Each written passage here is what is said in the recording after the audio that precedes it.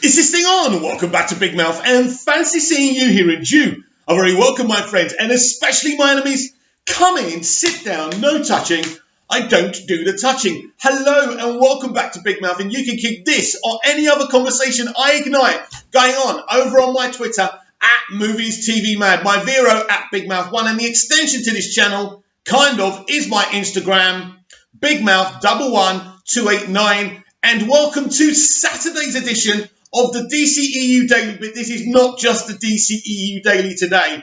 We're talking DCEU, we're talking DC TV, we're talking Doctor Who, we're talking Picard, and we're talking about my conspiracy theory about Arrow being cancelled. So hold tight. Of course, we're going to start with the DCEU. Of course, we're going to start with DC. So if you lose interest in the other stuff I want to talk about, because I don't want to do 3 or 4 videos today because my internet is crap and videos take forever. So I might as well do a long one, just take all day for it to upload, and then you get everything. Right, 2 weeks until Birds of Prey and the fantabulous emancipation of one Harley Quinn.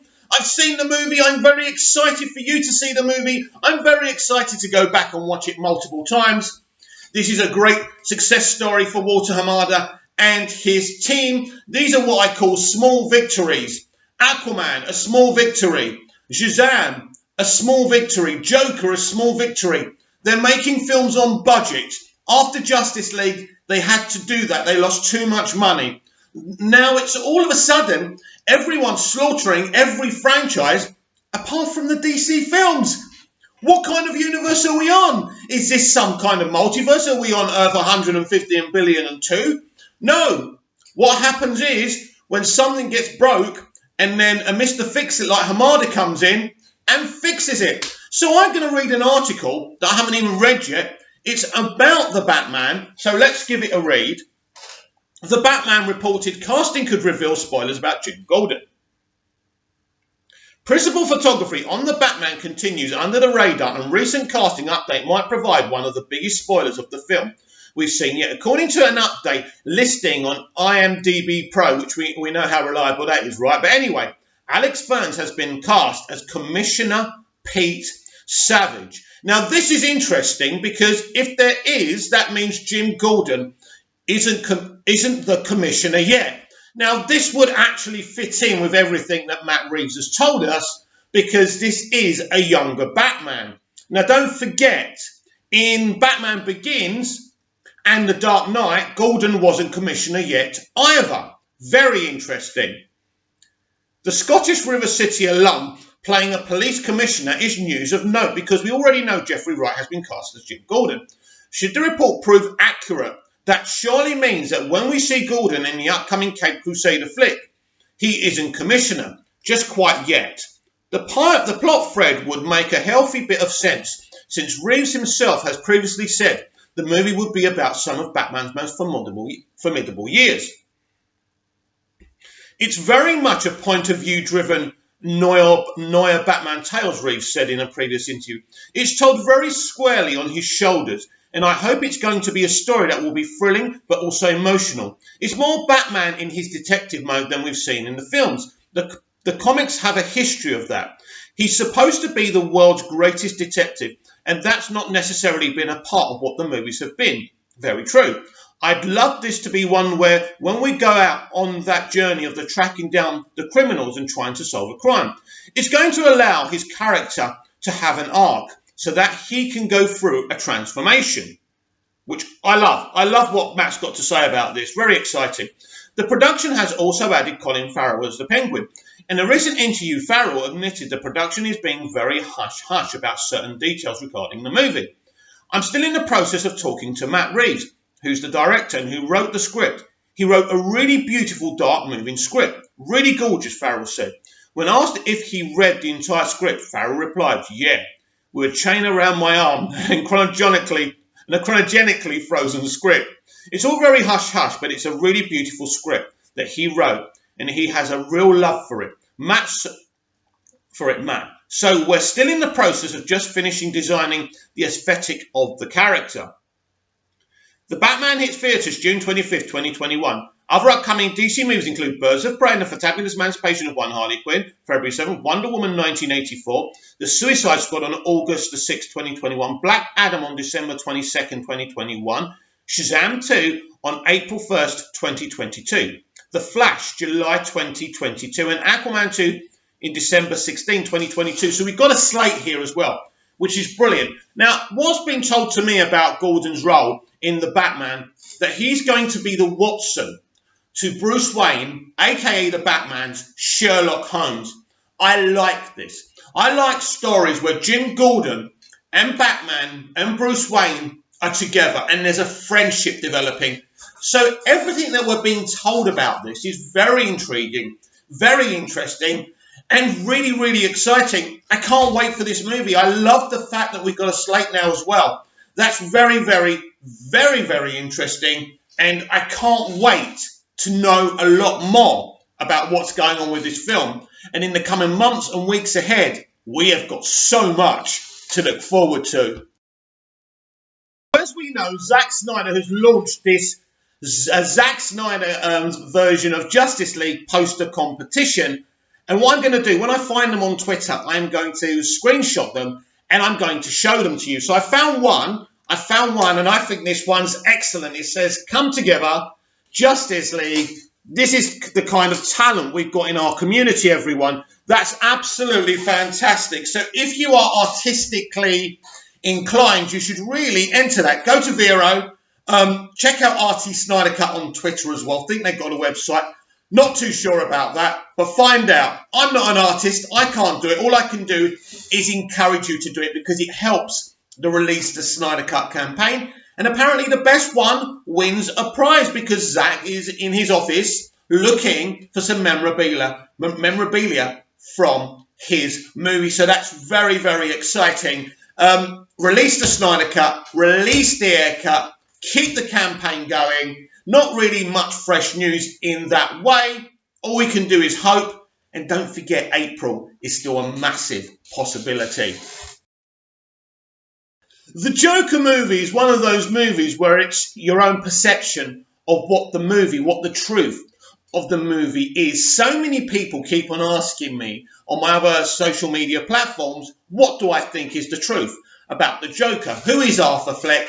Is he actually the Joker? What I would say about that is that he obviously is a fantasist, especially without his psych meds. It is possible. I think what's clear is he lives in the fictional world of Gotham. Some people have got this kind of thing that he lives in the real world. He's imagined he lives in Gotham. He's a Batman fan and he becomes the Joker. That is a possibility. I'd rather not believe that. I'd rather believe he lives in Gotham City. He knows there's an actual Joker, an actual Batman, and he imagines himself becoming the Joker, meeting Bruce Wayne as a young boy. Maybe at that time people know who Bruce Wayne is, that he is Batman. So I think he's definitely a fantasist. There is a fantasist element. We know there's elements that get revealed within the movie where he makes up in his head that he has a girlfriend and things like that. A very chilling moment when he's in her apartment and she doesn't even know who he is.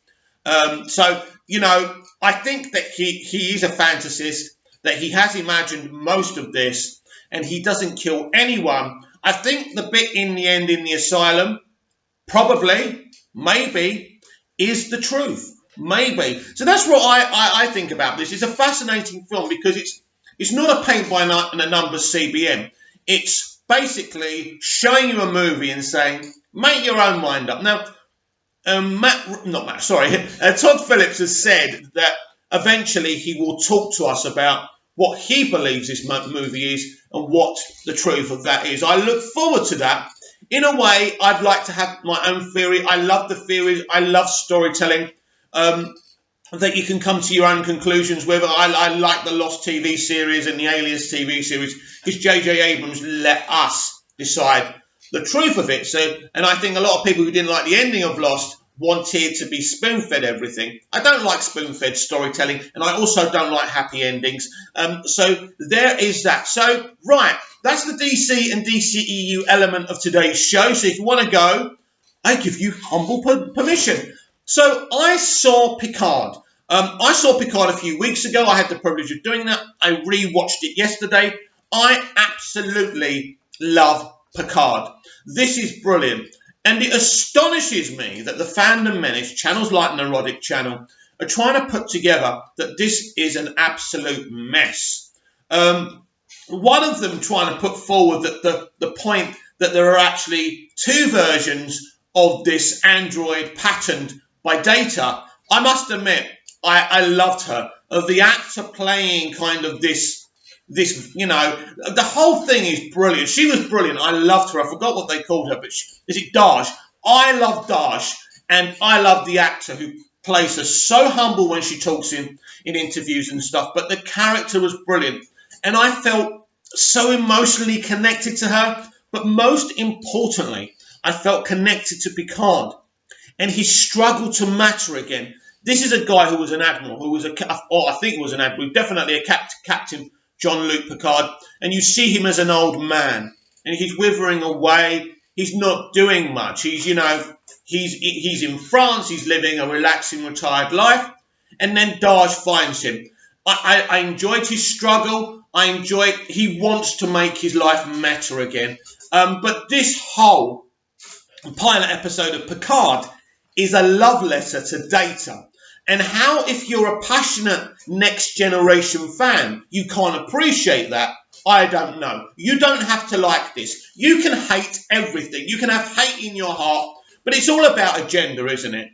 They don't, the people who want to hate this, who want to prove to you that it's rubbish, so they can report that Amazon Prime's streaming views are very low because they want to tell you that this whole thing's a mess, because they don't like Star Trek Discovery.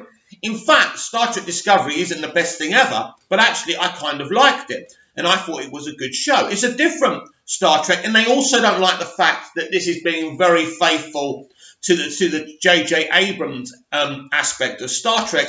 I love Star Trek 2009, and I think Into Darkness may not be very Star Trek-y, but it's still a very exciting, interesting, sci-fi concepted narrative, and definitely lots of commentary on terrorism in that film. Obviously, the third one was okay, but nothing special. But I just enjoy seeing Chris Pine as Captain Kirk. Anyway, I think he's a brilliant replacement for Bill Shatner. But going back to Picard, I really did enjoy this.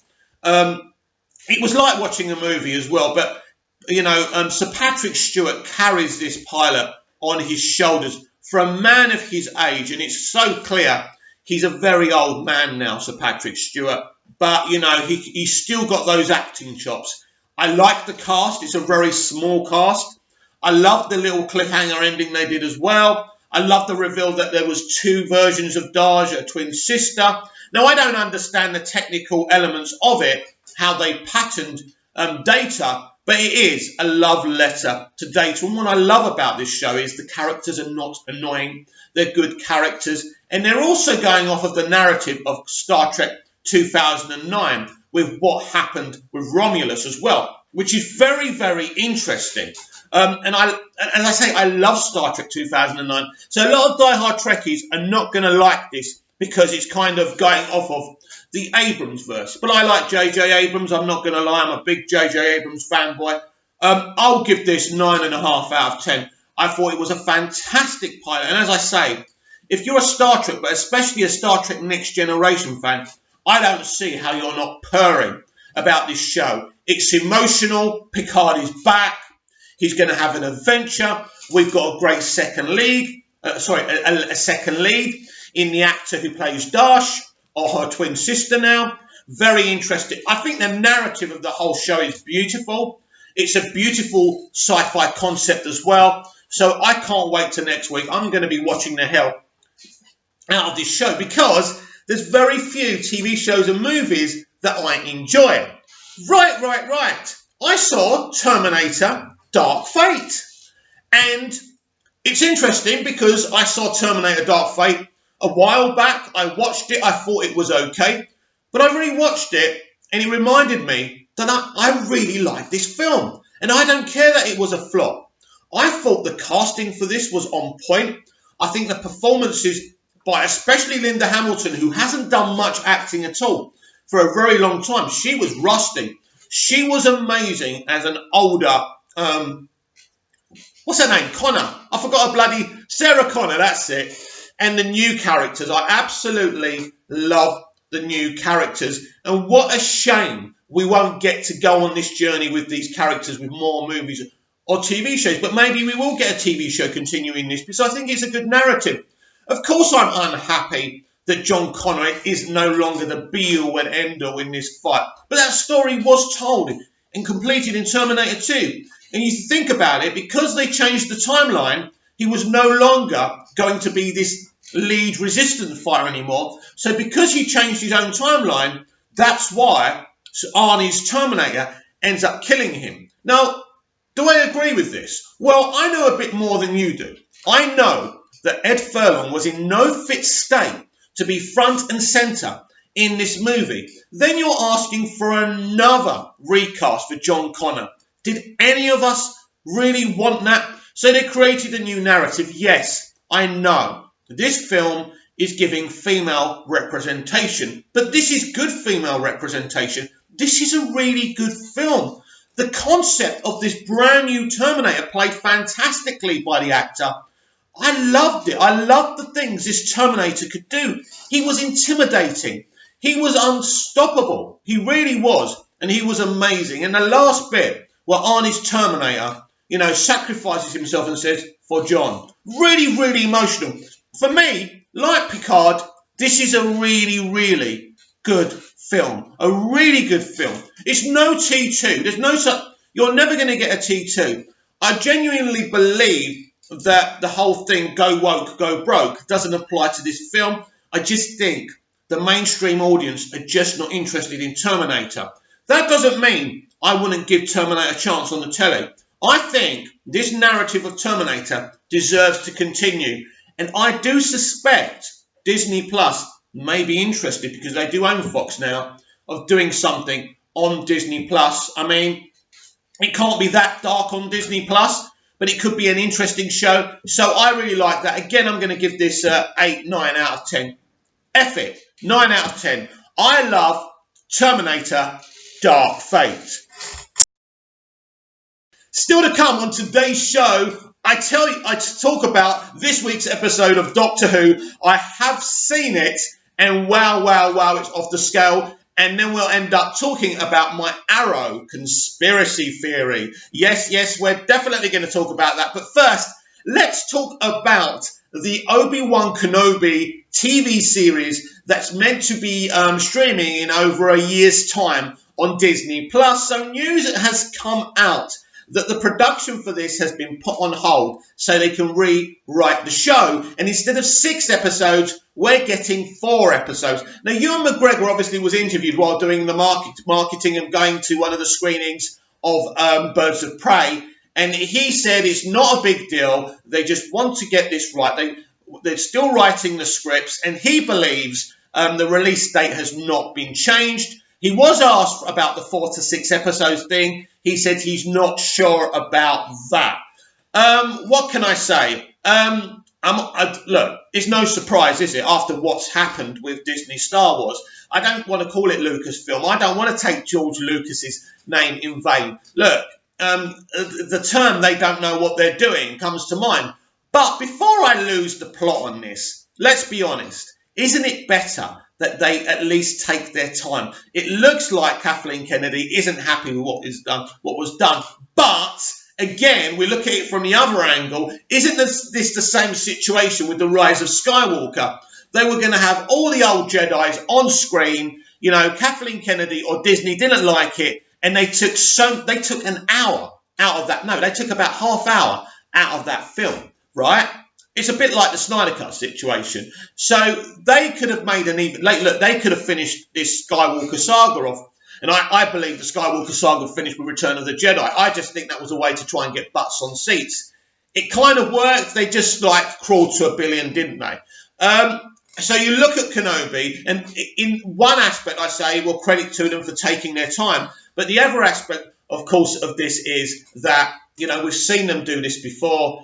It is absolutely troubling because Disney are sucking the life out of Star Wars, and, there's nothing really we can do about it. But Ewan McGregor is playing Obi-Wan Kenobi. He's a fabulous Obi-Wan Kenobi. He's one of the great things about the prequels. I'm a big prequel fan. I'm a big prequel apologist because, not that I think there's anything to apologise for. Jar Jar Binks was meant for children. Jar Jar Binks is awesome. Jar Jar Binks is funny and great and a great creation by George Lucas. I'm sorry, he is. I like Jar Jar Binks. And the actor who played him was multi-talented. But that guy suffered with depression because some of you thought you'd bully him. Let me finish off on this Star Wars subject on this. You lot drove George Lucas out of Star Wars. And the consequences were him selling to Iger and Disney. And now, most of you are members of the fandom menace, now complaining about Disney.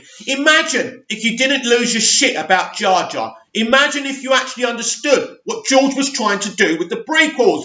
The prequels weren't going to have the same energy and spirit of the original trilogy. Why? Because he's telling you the story of the story. He's telling you how something was. So it's different. And in the original Republic, there was Jedis, and those Jedis obeyed, and and they protected the galaxy. That's the story he tried to tell you. And because he didn't have the CGI technology for the original trilogy, he was like a kid with a toy. And maybe he did overuse it, but I love it. I love all the CG in the prequels. So just remember, for you lot moaning about Disney, none of that would have happened if you didn't lose your shit about the prequels. No, constructive criticism is great. It's like you lot who hate Kingdom of the Crystal Skulls because it ended up being about aliens. You lost your shit about something that was kind of wondrous and imaginative again. So you drove George Lucas out of this industry, and now, my friends, you're complaining. You got your just desserts. Disney didn't kill Star Wars. George didn't kill Star Wars. You did. Yes, I've seen this week's episode of Doctor Who, and the official BBC social media accounts are saying, if you think the reveal of the brand new Master was shocking, wait to this week's episode. Well, I've seen it. Just you wait to this week's episode. It is massive. It is absolutely massive. And don't forget, Tosin Cole, right, who plays Ryan, has been announced to be doing a series in America. I'm not saying a word, but that's what's being said. So you don't want to miss this week's Doctor Who. As you know from my Doctor Who Season 12 reactions, I'm quite happy with this season. I would say, yes, after the first two, not the quality, but the excitement level's gone slightly down. But I still think both episodes were pretty solid and watchable. But this week's episode sees the return of the Jadoon. That's all I'm going to tell you. If you're a Doctor Who fan, you do not want to miss this. It's going to be amazing. And finally, and by the way, I will repeat this for the members of the Fandom Menace. You keep on telling us that Doctor Who's ratings are falling, that Batwoman's ratings are falling. Now, Batwoman isn't a good show, no. But networks don't care about ratings, whole ratings. They care about demographics, demos. Who's watching? It's like me with this YouTube channel. I'm keeping an eye with what type of people I'm bringing in to watch my videos. This is how it works. So the BBC, even though they'd love 20 million viewers, but that's not possible, they're looking at the demos and they're happy with the demos. If Doctor Who is such a disaster, why are they spending so much money on it? More and more money every year. Because they're making money on it. As simple as that. And finally today, Arrow was announced to be cancelled. This season 8, which will be finishing, I think, next week, was announced, and I was already suspicious. Now, Stephen Amell came up with this brilliant sob story that he'd been discussing, that he wanted to move away from Canada and go back home a very long time ago, and it was his decision. Sorry, Stephen, not buying it. And this is the evidence of the whole thing, for me, is that very, very quickly after they announced that they were cancelling Arrow, surprise, surprise, they were doing a female-led Arrow spin-off. And we saw, well, I tried to watch the first 10 minutes of this pilot, and it bored the absolute shite out of me. There is no question about why this show was done. And let's look at the Superman show. I'm excited because it's Superman, but I have to be honest with myself and honest with you. the Superman and Lois Lane show. In other words, this is another female-led film disguised as a male-led film, disguised as a Superman TV show. The politics of the CW are so transparent, so blatant and obvious. They don't even want to hide from it, and we can't hide from it, and we call it what it is: extremism, insanity. So I believe Arrow was cancelled for that reason, so they could replace a male-led TV show with a female-led TV show. Do I think it will get the series order? Yes.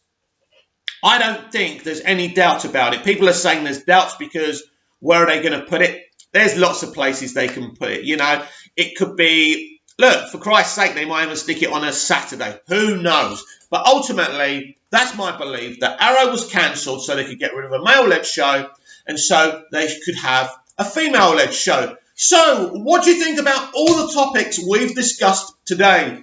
Please comment down below. Please like, share and subscribe. Share the video, share the channel, and I'll be back tomorrow with even more DCEU Daily. I hope you enjoyed the video, and I shall see you tomorrow.